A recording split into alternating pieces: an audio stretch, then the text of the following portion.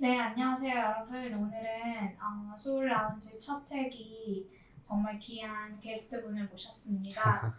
네, 지금 옆에서 웃고 계시는데, 네, 네, 한번 자기소개를 부탁드려도 될까요? 네, 안녕하세요. 저는 제이든이라는 이름으로 상담하고 있는 제이든 상담사입니다. 저는 서른이고, 저는 주로 음, 서울에서 있습니다. 네, 네, 네. 네, 그리고 이렇게 저희가 바이폴라 편 지금 팟캐스트 소울 라운지를 진행 중인데, 오늘 첫 회기예요. 근데 이렇게 이름이 제이든이라고 해주셨는데 제가 예전에 네, 인터뷰하셨던 것들을 찾아보니까 네, 성함에 좀 변화가 있었던 것 같더라고요. 네, 네. 그래서 그 이름이 왜 제이든이신지, 음, 그 전에 이름에는 어떤 의미들이 있었는지 네, 그 과도기를 네. 좀 설명해 주실 수 있을까요? 제가 전에 좋은의 마음 약국이라는 프로그램에서는 이제 잭 음, 상담사라고 있었는데, 제가 학부 때는 잭이라는 이름으로 살았어요. 근데 왜 잭이라는 이름을 옛날에 지었냐면 제가 원래는 그냥 한국 이름 앞글자 따가지고 그냥 제이 박씨여서 음, 제이 파크이었는데 음. 요즘은 박재범으로 네, 제이 네네. 파크는 유명하죠? 박재범이죠. 근데 네네. 그 전에 제가 제이 파크를 이렇게 살고 있다가 음, 제가 이제 학교에서 이렇게 자살 시도를 하고 이제 음, 갑자기 휴학해서 없어지고 있다가 음, 이제 우리 친구분들이 이제 야, 쟤 제이 아니야? 라고 이렇게 음, 하시는 걸 듣고 아, 내가 좀 다른 그런 어, 다른 새로운 이미지로 살고 싶다는 생각이 들기도 하고 좀 강해 보이고 싶었어요. 음, 그래서 좀 센 이름을 해서 음, 잭이라고 좀 센 이름을 음, 생각해 봤는데 그리고 그 제가 이제 히브리어 어원을 음, 찾아보니까 하나님은 자비로우시다라는 뜻이 음, 있어서 그래서 아 내가 자살 시도를 했지만 음, 이렇게 하나님의 자비를 살아났구나라는 음, 생각에 잭이라고 이름을 음, 그때 학부에서 그렇게 살았습니다. 음, 근데 이제 제가 학교에서 이런저런 정신건강 활동을 하니까 이제 잭박씨라고 하니까 조금 어감이 조금 음, 세서 그리고 좀 어색해서 제가 세 음, 글자 이름을 좀 찾고 있었어요. 음, 왜냐하면 뭐 리차드 김 아니면 음, 뭐 있을까 스티븐 권 이렇게 음, 좀 세 글자가 한국 이름에 되게 멋있다고 음, 생각했기도 했고 음, 좀 유한 이름 음, 좀 듣기에 부드럽고 또 마지막으로는 히브리어 어원에서 또 제가 이제 크리스찬이어서 음, 히브리어 어원을 찾아봤는데 그게 하나님이 들으셨다라는 음, 뜻이 이제 음, 제이든의 어원이더라고요. 음, 그래서 저도 하나님이 제 얘기를 들어주시고 기도를 들어주시는 것처럼 상담사로서 사람들의 얘기를 듣겠습니다라고 음, 생각해서 음. 그래서 제이든 박이라고 이제 이름을 정했습니다. 네, 그래서 현재 하나님이 들으셨다라는 이름의 부드러운 뉘앙스인 네. 제이든 팍이 네. 되셨군요. 네, 지금은 이름이 마음에 드시나요? 아, 네. 지금 너무 감사하게 음, 살고 있습니다. 네. 제이드는 상담가라고 소개를 해주시기도 했지만 그 전에 바이폴라로 힘든 시간을 보내셨다고 들었어요. 네. 바이폴라가 찾아오기 전에 어린 시절과 학창 시절의 제이든에 대해서도 궁금한데 네. 좀 소개해 주실 수 있을까요? 네, 저는 초등학생 때는 한 1학년 때까지는 굉장히 행복하고 밝게 지냈는데 2학년 때 제 그림 일기를 보면 음, 아주 안타까워요. 그래서 음, 뭐 되게 학업 스트레스도 굉장히 많이 생각하면서 음, 이제 뭐 영재 학원 같은 거 보내면 이제 감사하게 공부는 잘했지만 그래도 행복한 초등학생은 아니었고 예를 들면 그때부터 가치 조건화가 심했어요. 그게 음, 뭐냐면 음, 그 상담학자 칼 로저스가 이제 음, 이름 붙인 가치 조건화는 음, conditions of worth에서 음, 너의 worth, 너의 가치가 컨디션, 조건에 의해서 결정된다라는 그런 건데 너는 음, 공부를 잘해야지 자랑스러운 아들이야. 너는 뭐 돈이 많아야 이제 성공적인 사람이야. 이런 식으로 이제 가치가 붙는 아니, 음, 조건이 붙는 음, 가치 그런 게 많아서 예를 들면 저희 이제 초등학교 선생님들이 이제 공책에다가 음, 너는 너무 이제 뭐 인정받았으니까 나중에도 많이 인정받을 거야 이런 식으로 써놓으시면 저는 뭐 아 인정을 받아야지 내가 가치 있는 사람이구나 라고 생각할 수 있잖아요. 그리고 또 내가 뭐 가정의 평화를 위해서 시험을 잘 봐야겠다 이런 식으로 써 있어요 제 그 초등학교 일기에. 그러면 제가 시험을 못 보면 가정의 평화가 깨지는 것 같잖아요. 그래서 그런 좀 안타까운 가치 조건들이 많았고 중학교 시절에 올라가면 제가 이제 계속 이렇게 초등학교 때 좀 가치 조건으로 인해서 좀 불행하게 사니까 어머니가 이제 좀 너무 불행하니까 이제 외국에 가면 좀 더 좋을까 싶어서 이제 외국으로 갑자기 저는 이제 혼자 가게 되었는데 거기서 저는 영어를 못하니까 예를 들면 그때 전자사전이 있었어요. 카시오 뭐 이런 거 해가지고 네네. 그래서 이거를 딱 접었다 피는 그런 전자사전이 있는데 그걸 딱 피고 화장실 치면 이제 베드룸 이제 쓰는 거 이제 보여드리고 가서 화장실 가고 막 그랬어요. 진짜 영어 몰랐거든요. 그랬더니 뭐 농담 같은 것도 못 알아듣고 애들이 해도 그리고 뭐 축구는 좀 껴주지만 뭐 이렇게 깊은 속 얘기를 할 수가 없잖아요. 말도 잘 못하는데. 그래서 그런 식으로 살다가 이제 고등학교는 이제 다시 한국에 와가지고 영어 쓰는 학교에 다녔고 거기서는 이제 감사하게도 학업 스트레스는 많았지만 뭐 춤도 추고 뭐 동아리도 활동도 하고 그래서 되게 감사하게 지냈고 이제 그렇게 살다가 이제 학부생이 되었습니다. 굉장히 좋은 학교를 나오셨잖아요.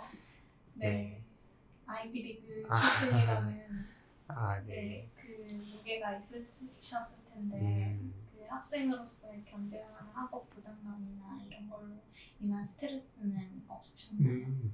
일단 가면 이제 여기저기서 전 세계에서 뛰어난 학생들이 많이 있으니까 그때 옛날에 드론도 그때 그 시절에 잘 없었고 로봇도 잘 있긴 하지만 이제 뭐 로봇 축구 대회 우승하는 중국인 친구, 뭐 유럽 귀족, 뭐 대기업에 취직하는 그런 비즈니스 전공자들, 가족이 부동산 회사를 가지고 있다, 뭐 이런 되게 많았거든요. 그래서 굉장히 뛰어난 친구들 사이에서 아 내가 이건 이제 그 임퍼스터 신드롬이라고 사기꾼 증후군 그게 뭐냐면 난 여기 있어야 될 사람이 아닌데 어떻게 여기 왔지?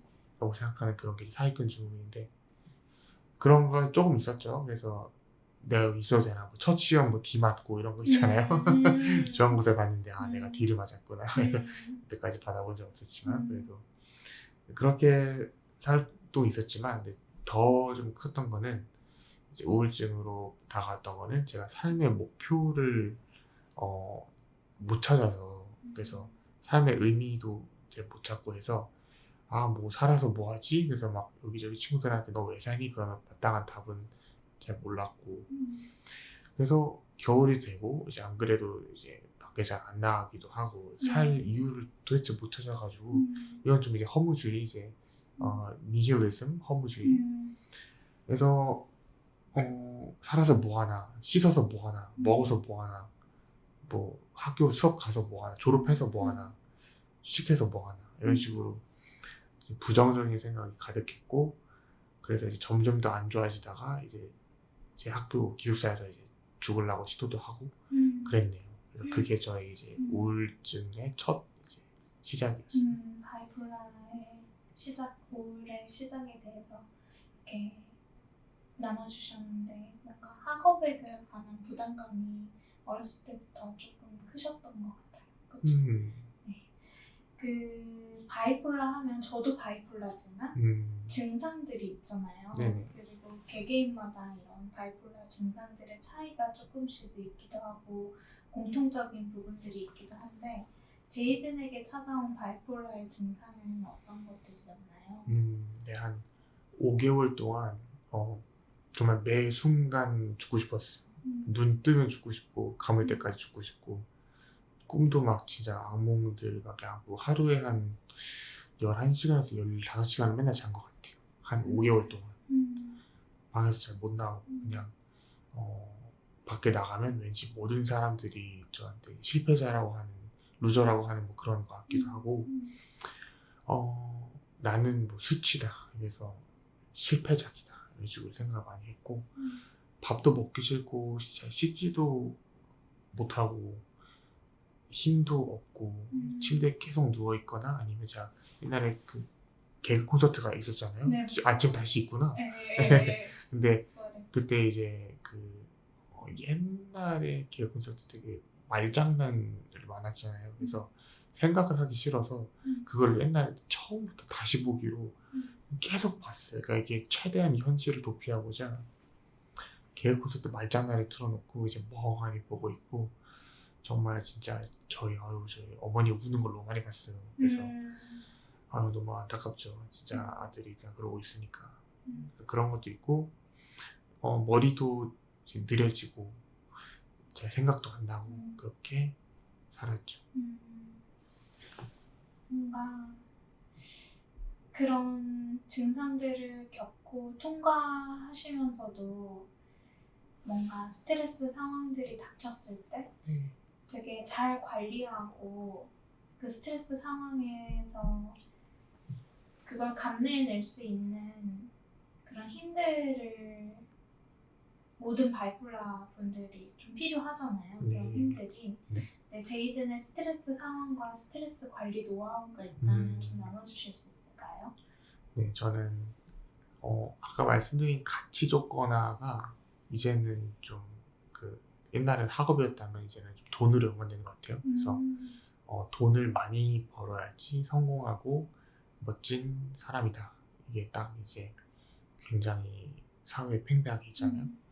그래서 그런 거를 좀 이제 내려놓게 되는 계기들이 저의 큰 부담을 이렇게 덜어놓은 효과가 있던 게 제가 한 저녁 7시, 8시만 되면 갑자기 막 우울해지고 막 죽고 싶고 막 이런 기간이 있었어요. 그래서 내가 어떻게 하면 이렇게 가족의 짐이 안 될까 이런 식으로 생각 많이 해가지고 근데 나는 소중한 존재구나. 나는 있는 그대로 되게 가치 있구나 라고 생각해서 이 가치 조건의 사슬을 끊는 순간 그 자유로워졌고 그런 스트레스에서 좀 벗어나고 자기 혐오에서 벗어나게 되었어요. 그리고 또 저는 신앙적으로 이제 기도와 찬양도 많이 하고 예배드리면서 이제 자유를 다시 느끼고 또 되게 스트레스 푸는 방법은 각자에서 다양하고 저는 이제 맛있는 거 먹고 뭐 맛있는 거 마시고 또 좀 걷거나 뛰거나 자연을 보고 아니면 이제 샤워하는 것도 굉장히 좋은 방법이고요. 따뜻하게 이제 천천히 샤워하고 그다음에 정 안 되면 이제 항불안제나 항우울제를 처방받아서 먹고 자는 게 이제 뇌에 휴식을 주고 뇌에 안정을 줄 수 있는 좋은 방법이죠. 네, 그 과수면에 저도 시달렸던 적이 있었는데 삶이 무기력해지고 우울해지면 우리가 정말 길게 잠을 자잖아요. 그게 약물의 영향이기도 하고 약물 치료의 영향이기도 하지만 제가 지금 돌이켜서 생각해보니까 그런 긴 과수면의 시간들이 저의 생명을 연장해준 되게 소중한 시간처럼 지금은 기억되는 것 같아요. 네. 그래서 뭔가 제이슨이 나눠주신 그런 스트레스 관리 노하우라던가 스트레스 상황들도 많은 분들이 공유할 수 있을 것 같다는 생각이 듭니다. 이런 이론도 있어요. 정신 분석학에서 사람들이 잠을 오래 자는 이유는 꿈을 더 많이 꿔야 되기 때문이다. 너의 무의식적인 욕구들을 뇌에서 채워야 되기 때문에 잔다. 이 상상의 세계에서 너의 심리적 필요를 해소하기 위해서. 그것도 이론이죠. 네, 어떤 이론이긴 하지만 그래도 연구의 결과니까. 관찰이니까. 네, 알겠습니다. 그러면 다음으로 넘어가 볼 텐데요. 제이든의 바이폴라 회복 노하우가 저희는 조금 궁금한 것 같아요. 저희 기관 소울렉터 소울라운지에서는 제이든이 어떻게 그러면 도대체 회복을 해서 이렇게 누군가의 이야기를 경청하고 들어주고 또 누군가를 위로하는 상담가가 되었는지 그 바이폴라 회복 노하우부터 상담사가 되어야겠다고 마음먹은 계기 이런 것들을 좀 나눠주실 수 있을까요? 네, 저는 회복 노하우라면 저는 사랑을 굉장히 많이 감사하게 받아가지고 그래서 마치 식물에 물을 주듯 해가지고 그래서 좀 파릇파릇 살아나게 되었는데요. 톨스토이의 사람은 무엇으로 사는가에서 세 가지 질문을 해요. 근데 세 가지 질문 중에 마지막 질문이 이제 사람은 무엇으로 사는가라는 질문인데 사랑으로 산다라고 이제 하더라고요. 동의합니다. 그래서 심리 정신 분석가 중에 이제 하인스 코엇이라는 사람이 있는데 그 그 사람이 이제 그 관심과 사랑과 이런 그런 걸 심리적 산소라고 표현했어요. 산소 없으면 죽잖아요. 맞아요. 그래서 사랑을 받는 게 이제 하나님부터 받거나 가족으로 받거나 친구로 받거나 애인으로 받거나 아니면 믿을 만한 어른한테 받거나 친구들한테 받거나 이렇게 심리적 산소를 받는 게 회복에 진짜 감사한 조건이었고 예를 들면 제가 조증이었을 때 완전 네. 진짜 이상하게 좀 친구들한테 많이 안 좋은 얘기도 많이 하고 많이 변하고 성격도 좀 이렇게 좀 이기적이게 되고 좀 막 하게 되고 이래가지고 다 떠났어요. 근데 이제 데니얼이라는 제 친구가 한 명 있었는데 그 친구가 이제 애들을 다 모으면서 친구 살리기 프로젝트를 하자.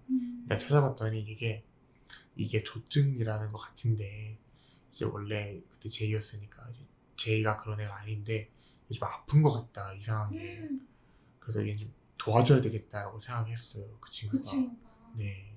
너무 훌륭한 친구다. 그러니까요. 그래서 이제는 의사로 이제 잘 지내고 있는데 그래서 데니얼이 저한테 심리적 산소를 이제 호흡기에다 껴서 공급해줬죠. 살아났고 또 노하우가 있다면 잠. 약 먹고 자면 너무 좋죠. 그래서 이제 정신건강의학과에서는 약반 잠반이라고 하는데 이제 약이 50% 잠이 50%. 그래서 생물학적인 기반으로는 이제 약을 먹고 자면 뇌가 안정적으로 회복을 하기 때문에 그렇게 사랑받고 이제 잠도 잘 자고 필요할 시 약도 먹고 이러면 되게 좋습니다. 그리고 뭔가 그 자가 활동약이라고 부르잖아요. 요즘 네. 퍼스널 메디슨도 되게 네. 많은 분들이 궁금해하시는 영역이고 시도해보고 계시는 분들도 많으신데 제이든의 퍼스널 메디슨 자가 활동약은 어떤 것들이 있었는지도 궁금한 것 같아요. 저는 음악과 춤을 되게 좋아합니다. 네. 그래서 다운됐을 때는 이제 그 CCM을 틀어놓고 감동받아서 운다거나 하면 너무 업됐을 때는 좀 잔잔한 음악을 깔아서 또 이제 기분을 침착하게 한다거나 아니면 저는 카모마일 티를 많이 사놓고 네, 많이 마십니다. 저랑 너무 비슷해요. 네. 저도 기분에 따라서 그 무드에 따른 플레이리스트를 만들어 놓거든요. 네. 그래서 그거를 충분히 그 감정을 느끼고 그리고 저도 오솔로 티 세트를 모으는 게 취미예요. 그래서 뭔가 그 기분에 따라서 네. 뭔가 저한테 그런 자가 활동력들을 처방하고 뭔가 그림을 그린다거나 노래를 듣는다거나 노래를 부른다거나 이런 것들로 저도 자가 활동력을 삼았던 기억이 나네요. 네, 그러면 지금은 또 멋진 상담가이기도 하시잖아요. 네네. 상담가가 되어야겠다고 마음먹은 계기가 특별히 있으셨던 적이 있을까요? 네.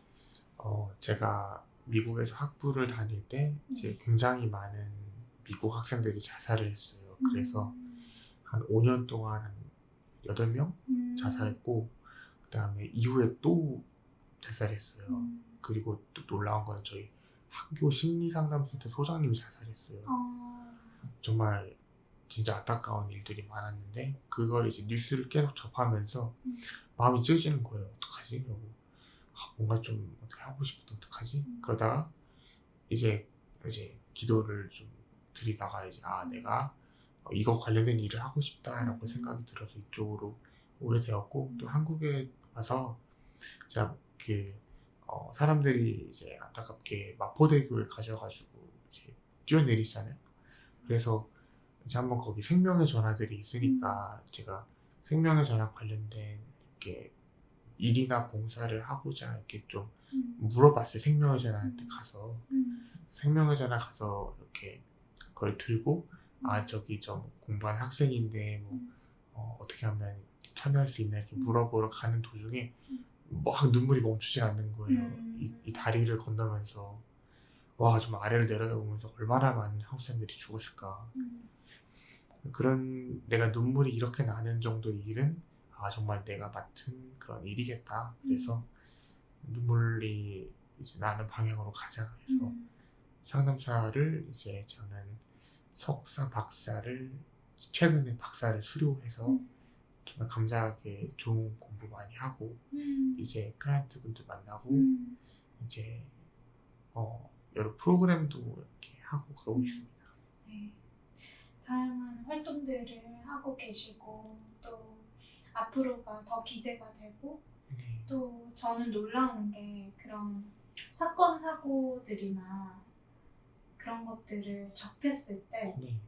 친구의 자살 그리고 마포대교회에서 일반인들의 자살 이런 이슈들을 접했을 때 그거에 눈물로 반응이 되는 제이슨의 그 심정적인 공감 능력 그런 게 정말 놀라운데 그렇게 눈물로 반응할 수 있었던 이유나 그런 공감 능력의 근원의 소스는 어디라고 생각하세요? 저도 너무 죽고 싶었던 적이 많아가지고 예를 들면 진짜로 막 정말 너무너무 어두울 때는 길 걸으면 이제 차 보이면 막 뛰어들고 싶고 높은 데 보면 뛰어내리고 싶고 막 진짜 너무 그 감정은 그 suicidal ideation 맞아요. 자살하고 싶은 생각은 정말 끊임없이 올라오면 너무 괴롭죠. 그래서 그거를 하지 말아야지 하는데 계속 생각이 나고 그럴 때는 정말 그때 가면 정말 전문적인 개입이 필요한 시기죠. 맞아요. 그 정도 갔으면 정말 무언가 단단히 잘못된 거잖아요. 그렇게 저는 상담도 많이 받고 진료도 많이 받고 그랬습니다. 뭔가 객관적으로 치료를 또 나한테 좋은 자양분이 될 수 있을 것들을 많이 잘 공급해 주시고 또 뭔가 본인의 증상들을 객관적으로 파악하시는 능력이 탑재되어 있으신 것 같아요. 네, 너무 좋네요. 그러면 지금 많은 분들이 바이폴라로 그리고 또 자살 충동으로 또 혹은 자살 유가족이 되어서 이미 떠나보낸 그런 사람들을 그리워하는 사람들도 많거든요. 누군가는 소중한 사람을 떠나보내야만 했었고 또 누군가는 떠나고 싶은 사람들도 있고 그리고 누군가는 기분의 고저 때문에 굉장히 마음에 울적할 때도 있지만 기분이 한없이 들떠서 고생을 하고 계시는 분들도 많으시잖아요. 그런 바이폴라 당사자 소울메이트 분들에게 마지막으로 나눠주고 싶은 이야기가 있으시다면 어떤 내용들이 있을까요? 네. 일단 어두운 곳에 계신 분들은 저 멀리 끝에 이제 희미하지만 빛이 있고 그게 한 걸음씩 하루하루 걸어 나가 보면 반드시 그 빛에 이제 가까워지면서 터널이 나올 수 있다라는 그런 생각을 가지고 이제 매 순간 한 걸음씩 가는 게 정말 희망을 잃지 않는 게 너무 중요하다고 생각하고요. 그다음에 조울증이 이제 너무 생각이 이제 기분이 높거나 너무 기분이 낮은 그런 사파들이 많은 건데 자신을 너무 높게도 생각하지 말고 너무 낮게도 생각하지 않는 게 우리는 신도 아니고 우리는 쓰레기도 아니고 우리는 소중한 인간이잖아요. 맞아요. 한계가 있고 그다음에 가치가 있는 소중한 개개인인데 너무 들뜨거나 너무 낮게 생각하지 말고 조금 들뜨면 감사 찬양 드리고 조금 낮으면 간구 기도 드리고 그렇게 왔다 갔다 하면서 살고 너무 업되고 너무 다운되면 이제 약물의 도움도 받고 상담의 도움도 받고 여러 메타 분석에 하면 약물치료, 상담치료 병행하면 당연히 효과 좋으니까 심리상담도 여러 가지 기법들도 많고 사람마다 이제 다 맞는 상담자들이 다 따로 있어요. 그래서 뭐 이렇게 여성분일 수도 있고 남성분일 수도 있고 스타일도 다 다르고 그래서 좀 예술 같거든요. 이 분야가 그래서 어떻게 상담을 시작하고 어떻게 중간에 되고 어떻게 끝내고 이런 것도 다 사람마다 스타일이 다 다르기 때문에 좀 쇼핑? 그래서 상담사분들을 좀 여러 분 만나보면서 이런 상담사도 있구나. 저도 굉장히 다른 스타일의 상담사분들을 많이 만나면서 각자 다 좋은 영향을 받기도 하고 이건 좀 이러지 말아야지 싶은 것도 있지만 그래도 이제 배울 점이 많으니까. 네, 그래서 약물치료, 상담치료 병행하면 너무 좋다. 네, 좋습니다. 저는 같은 그런 아픔을 겪고 통과하고 또다시 이렇게 누군가를 살리는 일에 마음 기울이시는 제이든을 만나 뵙게 돼서 너무 감사한데요. 저도 감사합니다. 네.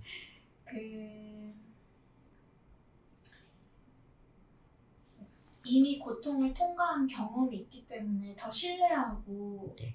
그 회복 경험을 나눠주신 이 시간들이 소중하게 느껴지는데 네.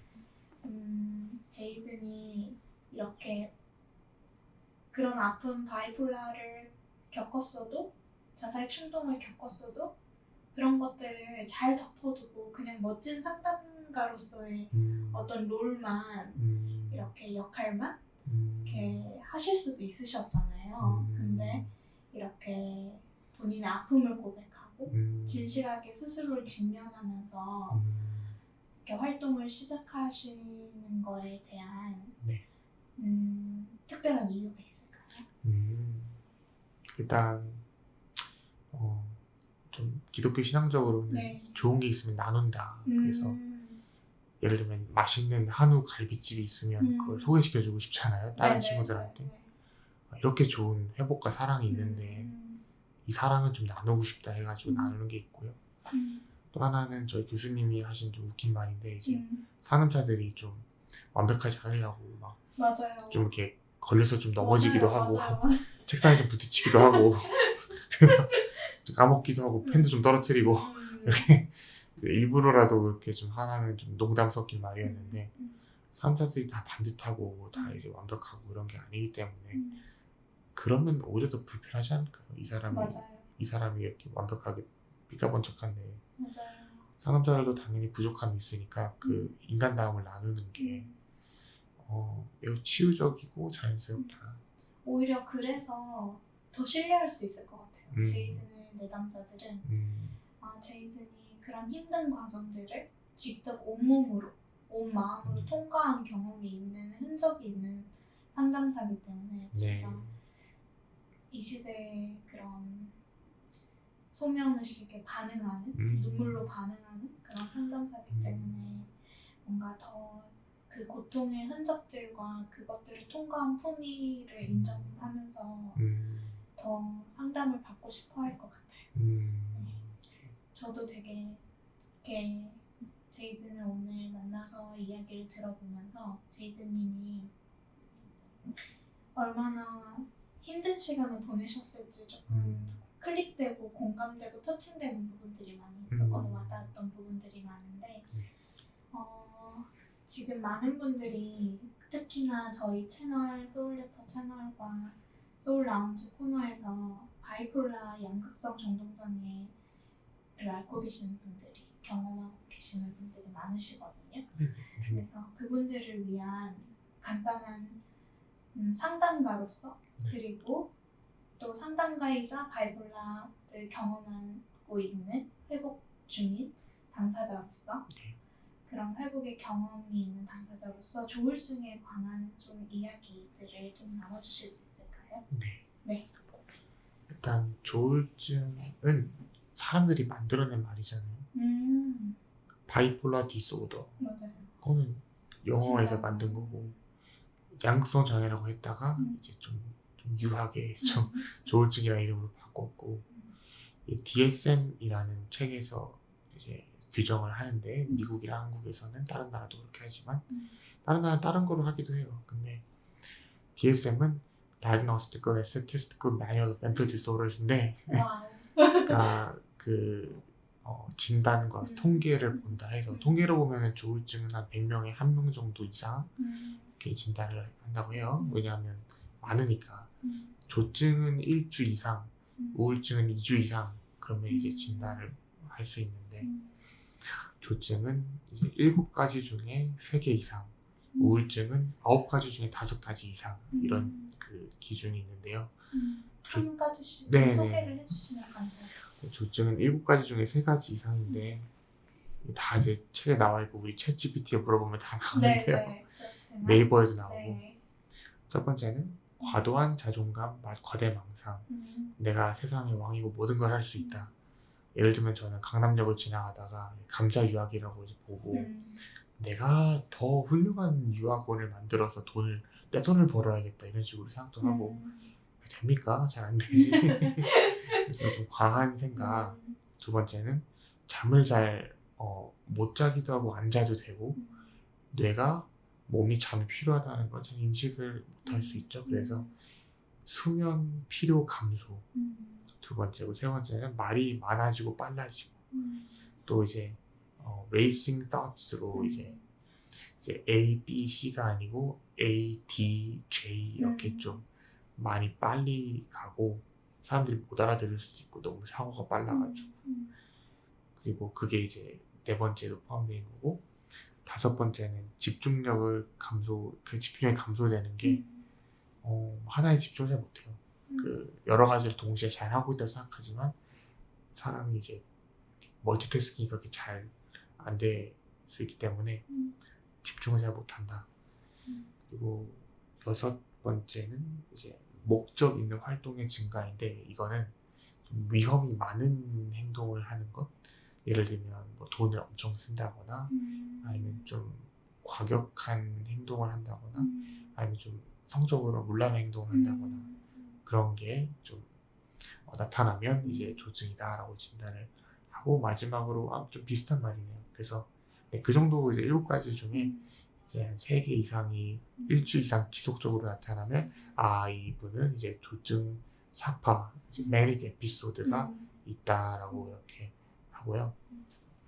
이제 우울증 반대로 9가지 중에 5가지 이상은 이제 첫 번째는 우울한 그 감정 이게 계속 있는 거죠. 나는 뭐 보통 우울한 거에는 이제 3가지 정도가 있다고 말을 하는데요. 무가치, 무사랑, 무능력. 나는 가치 없는 사람이다. 난 사랑받지 못할 사람이다. 난 아무것도 못한 사람이다. 그런 게 있으면 좀 이제 우울감이 아니고 우울증이라고도 할 수 있죠. 두 번째는 아무것도 하기 싫은 흥미 또는 즐거움 상실. 세 번째는 이제 체중이 너무 많이 찌거나 너무 많이 줄거나 그냥 정상적이지 않은 그런 체중 변화가 있으면 이분이 좀 마음이 많이 아프구나 할 수 있죠. 네 번째는 잠을 너무 많이 자거나 잠을 너무 적게 자거나 너무 우울하면 못 잘 수도 있고 너무 많이 잘 수도 있고 사람마다 다 달라요. 다섯 번째는 이제 정신운동 지체 또는 초조인데 영어로는 psychomotor retardations이라고 하는데 제가 옛날에 우울증이 심할 때 수업 시간에 말을 되게 더듬었어요. 말을 잘 못했어요. 아마 수업 시간에 말을 해야 될 때가 있었는데 발표를 근데 말을 못했어요. 뇌가 안 돌아가. 진짜 그런 게 있고요. 그게 어떤 약물의 영향일까요? 아니면 우울증의 증상 중에? 저는 그렇게 우울증이 좀 많아가지고 그래서 뇌가 잘 안 돌아가서 네. 그랬고요. 여섯 번째는 이제 에너지가 많이 없고 계속 지속적으로 피곤하고 일곱 번째는 이제 무가치감이나 죄책감. 나는 아무짝에도 쓸모없는 사람이다. 나는 태어나지 말았어야 된다. 이런 것도 많이 있으면 이제 우울증으로 진단을 하고 그다음에 여덟 번째는 집중력 감소, 결정을 내리기 어려움 이런 경우가 좀 많았어요. 이게 간단한 결정도 되게 내리기 어렵다. 혹시 그런 경험 있으셨나요? 네, 저도 있어요. 어떤? 네. 뭔가 선택에 있어서 굉장히 망설여지고 내가 잘못 선택할 거에 대한 두려움에 압도됐던 때가 있었던 것 같아요. 네, 그럴 수 있죠. 마지막으로 이제 자살 사고와 자살 행동. 맞아요. 이제 우울증이 걸려서 이런 거라기보다는 이런 게 행동과 사고가 있으니까 이제 연구와 이제 약 개발을 위해서 이런 진단을 이렇게 인간들이 만든 거죠. 네. 예를 들면 감기는 바이러스가 걸리잖아요. 맞아요. 와서 이렇게 걸리는 거잖아요. 맞아요. 근데 조울증은 이제 뇌에서 일어나는 여러 가지 그런 상태들을 보고 정신과 정신건강의학과 의사분들이 진단 체계를 만든 거니까 5명의 조울증 환자분이 있으면 다 다르잖아요.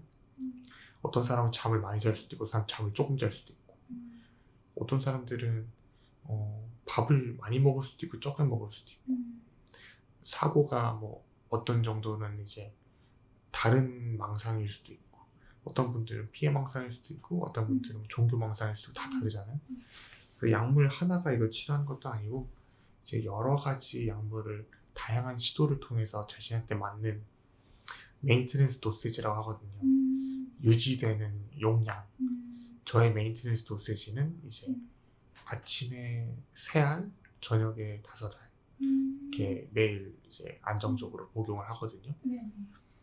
이것도 있어요. 너무 하루 까먹는다고 너무 많이 이렇게 자책하지 마시고 네. 좀 까먹어도 이렇게 좀 그냥 까먹었네 뭐 다음부터 잘 먹자 이런 식으로 하시고 이것도 꿀팁이라면 이렇게 월부터 일까지 월화수목금토일 이렇게 써있는 약통이 있잖아요. 맞아요. 거기 정리하면 되게 좋아요. 막 안 까먹고 화요일 저녁 거 먹고 목요일 아침 거 먹고 안 까먹거든요. 그럼 차곡히 넣어놨다가 맞아요. 뚜껑 일주일에 한 열어서 번에 하나씩. 약사님 좀 따그따그라 네. 그래서 이렇게 네. 네. 좋습니다. 그 메시지까지 나눠주셨는데 또 인상 깊은 말씀을 사전 인터뷰 때 해주셨어요. 조울증은 걸리기보다 진단받는다라는 말씀을 해주셨었는데 네. 그 부분에 대한 좀 이야기도 나눠주실 수 있을까요? 네.